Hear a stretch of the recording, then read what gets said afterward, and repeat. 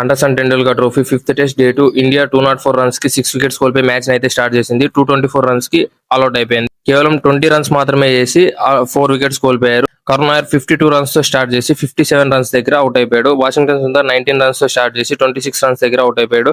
ఇంకా Siraj and Prasidh Krishna duck out అయిపోయారు. And England bowling చూసుకున్న గస్ అట్కిన్సన్ 5 వికెట్స్ హాల్ తీసుకున్నాడు. జాస్టంగ్ 3 వికెట్స్ తీసుకున్నాడు. అండ్ క్రిస్ వోక్స్ ఒక్కటి మాత్రమే తీసుకొని రూల్ అవుట్ అయిపోయాడు మ్యాచ్ నుంచి ఇంజురీ వల్ల. England first innings 247 runs score చేసి ఆల్అౌట్ అయిపోయారు. ఈ స్కోర్ కొట్టే క్రమంలో జాక్ రాలీ 64 రన్స్ స్కోర్ చేసి అవుట్ అయిపోయాడు. And Harry Brook 53 runs score చేసి అవుట్ అయిపోయాడు. And Ben Duckett 43 runs score చేశాడు.